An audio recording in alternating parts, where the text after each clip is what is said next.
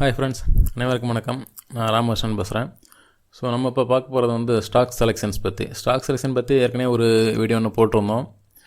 Regular ஒரு stock வந்து எப்படி செலக்ட் பண்ணணும் என்ன அப்படின்ட்டு, எதனால் செலக்ட் பண்ணணும் அப்படின்ட்டு.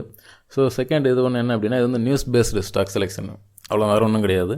இப்போ இதில் நம்ம NSEindia.com வெப்சைட் வந்துட்டிங்க அப்படின்னா, அதில் கார்ப்பரேட்ஸ் போகிறீங்க அப்படின்னா ரிசல்ட் காலண்டர்னு சொல்லியிருக்கும். ஸோ அதை நீங்கள் செலக்ட் பண்ணுறீங்க அப்படின்னா, ஸோ அதில் என்னென்ன டேட்டில் எந்தெந்த ஸ்டாக்கோட ரிசல்ட் வருது அப்படிங்கிறத வந்துட்டு நீங்கள் இதில் பார்த்துக்கலாம். இதில் உள்ள ஸ்டாக்ஸ் வந்து நீங்கள் அதே டேட்டில் வந்து நீங்கள் ட்ரேட் பண்ணுறீங்க அப்படின்னா ஒரு நல்ல பெனிஃபிட் எடுக்கிறதுக்கு வாய்ப்பு இருக்குது. டெய்லி ஒரு ஸ்டாக் வந்து நீங்கள் தேடி ஸ்க்ரீனெல்லாம் யூஸ் பண்ணி எடுக்கிறதுக்கு எந்த மாதிரி நீங்கள் யூஸ் பண்ணிட்டு போயிடலாம். ஸோ இன்றைக்கி ஜூலை 31,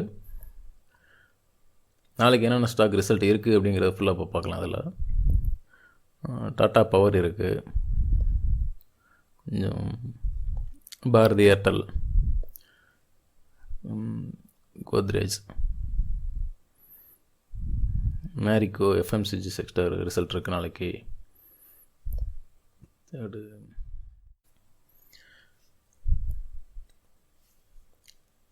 ஸோ 2ஆம் தேதி பார்த்தீங்க அப்படின்னா HDFC housing develop finance corporation லிமிட்டோட ரிசல்ட் இருக்குது. இது வந்து 2ஆம் தேதி அப்படிங்கிறனால நீங்கள் ஒரு நாள் ஃப்ரீயாக உட்காந்து அந்த ஸ்டாக்ஸை பற்றி நீங்கள் தாராளமாக உட்காந்து அனலைஸ் பண்ணலாம். ஃபைனல் ரிசல்ட் இதுக்கு முன்னாடி ஃபைனான்ஷியல் ரிசல்ட் வரும்போதெல்லாம் அந்த ஸ்டாக் எப்படி இருந்துச்சு, அதோட சப்போர்ட் அண்ட் ரெசிஸ்டன்ட் என்ன, இதுக்குள்ள அவ்வளோமே நீங்கள் வந்து செக் பண்ணலாம். அப்போ எக்ஸைடென்டியாக இருக்குது, விஜிஒன் இருக்குது, ITC, ஈக்விட்டஸ், இது அவ்வளோ ஸ்டாக்ஸுமே உங்களுக்கு பார்த்திங்கன்னா 2ஆம் தேதி ரிசல்ட் வருது. ஸோ இது எல்லாமே வந்துட்டு நீங்கள் பார்க்கலாம். பார்த்துட்டு இதில் ஆனால் எல்லா ஸ்டாக் செலக்ட் பண்ணாதீங்க. உங்களுக்கு எந்த ஸ்டாக் வந்து கிளியராக செட் ஆகாதோ அதை மட்டும் கன்சிடரேஷன் பண்ணுங்கள். உதாரணத்துக்கு நம்ம HDFC எடுக்கிறோன்னு வச்சுக்கோங்க.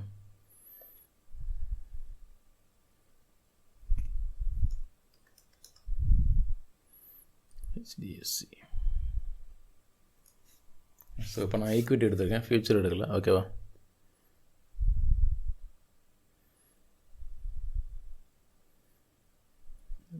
கொஞ்சம் வெயிட் பண்ண, நெட்டு ஸ்லோவாக இருக்குது.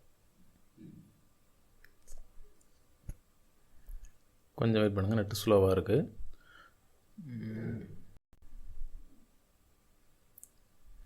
ஸோ இப்போ வந்து 1 hour கண்டிஸ்டிக்கில் இருக்குது. இதெல்லாம் நம்ம வந்து 50 minutes வச்சுக்குவோம். ஓகேவா?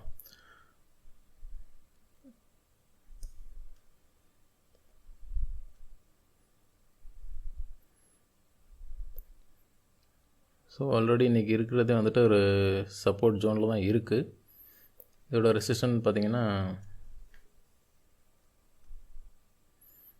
ஸோ 2160 ஒரு நல்ல ரெசிஸ்டண்ட்டாக இருக்குது. ஓகே, 2160 ப்ளஸ் இது ரெண்டையும் மைண்டில் வச்சுக்கோங்க, 2110. ஓகேவா?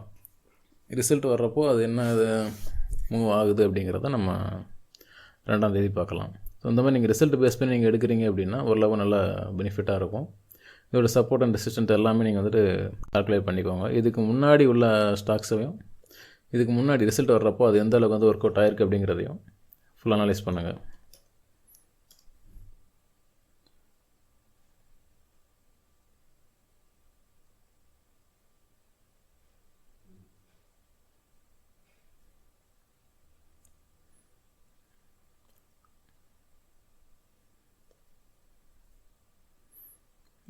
இதோட ஹிஸ்டாரிக்கல் டேட்டா எடுப்போம்.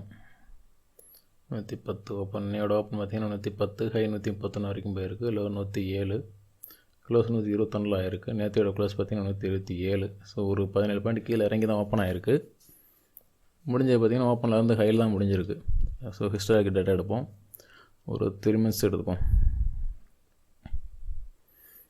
Get data. ஓகே, 18ஆம் தேதி 3 months ஹை 2357 இருக்குது. அதுக்கு முன்னாடி லோ எங்கே இருக்குது 1901. எப்போனா 9 May. ஸோ இதோட ஸ்டாக்ஸ் எல்லாமே கிளியராக வந்துட்டு ப்ரைஸ் ஆக்ஷனை எல்லாமே செக் பண்ணுங்கள். செக் பண்ணிட்டு support and resistant, supply and demand zone என்ன ரிசல்ட் வருது, பாசிட்டிவாக நெகட்டிவாக, இது எல்லாமே செக் பண்ணிட்டு அனலைஸ் பண்ணிவிட்டு ட்ரேட் ஸ்டார்ட் பண்ணுங்கள். நிச்சயம் ஒரு நல்ல பெனிஃபிட் கிடைக்கும். நன்றி, வணக்கம்.